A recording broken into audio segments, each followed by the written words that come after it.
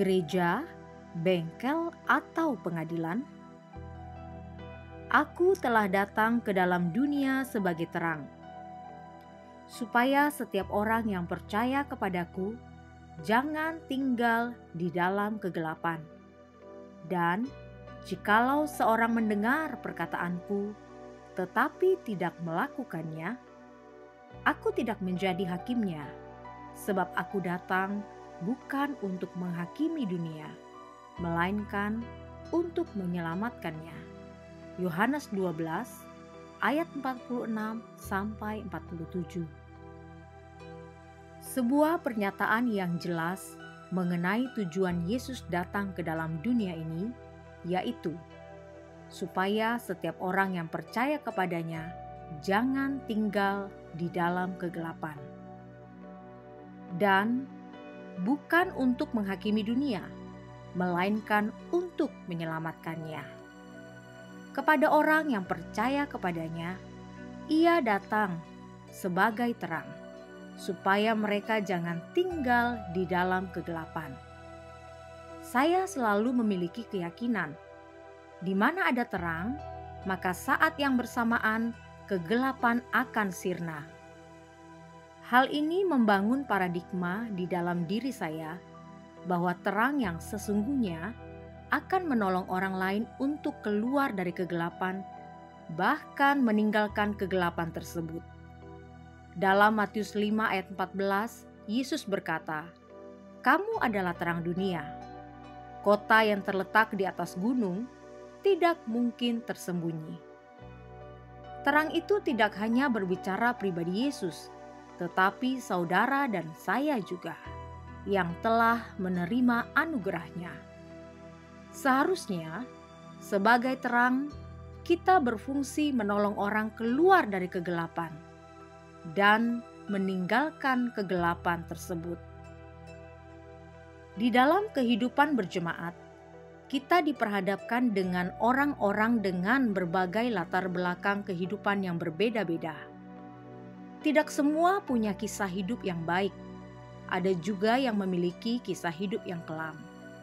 Nah, bagaimana saudara dan saya berfungsi sebagai terang di tengah-tengah mereka? Betul, mungkin mereka sudah percaya Yesus sama seperti kita. Namun, tidak semua memiliki pertumbuhan iman atau spiritual journey yang sama. Ada yang masih jatuh bangun di dalam dosa, ada yang masih berperilaku sama dengan dunia. Bagaimana saudara dan saya berfungsi sebagai terang untuk mereka? Seperti yang Yesus lakukan, Ia datang sebagai terang supaya mereka jangan tinggal di dalam kegelapan. Artinya, tugas kita adalah menuntun hidup mereka dari kegelapan kepada terang. Kitalah yang menjadi teladan terlebih dulu. Kehidupan kitalah terang buat mereka, bukan hanya kata-kata kita. Esensi gereja adalah bengkel bagi jiwa-jiwa yang datang harus bisa diimplementasikan. Orang yang ke gereja adalah orang-orang yang membutuhkan pelayanan pemulihan di dalam kerohanian mereka, bukan penghakiman. Kita yang dipercaya melayani harus memberikan keteladanan hidup, selayaknya terang itu berfungsi, menerangi sisi-sisi gelap, dan menuntun jiwa-jiwa agar keluar dari sisi-sisi gelap tersebut. Namun, sangat disayangkan bila kita memperlakukan jiwa-jiwa yang datang ke gereja seperti orang yang datang ke pengadilan.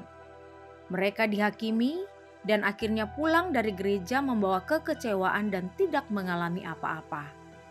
Padahal jelas Yesus berkata, "Jikalau seseorang mendengar perkataanku tetapi tidak melakukannya, aku tidak menjadi hakimnya."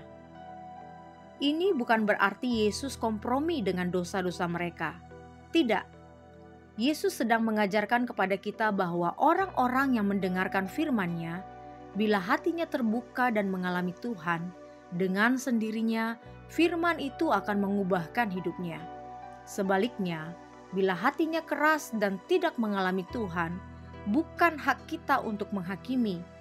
Firman itu sendiri yang akan mengejar dan mengubahkan hidupnya pada waktunya.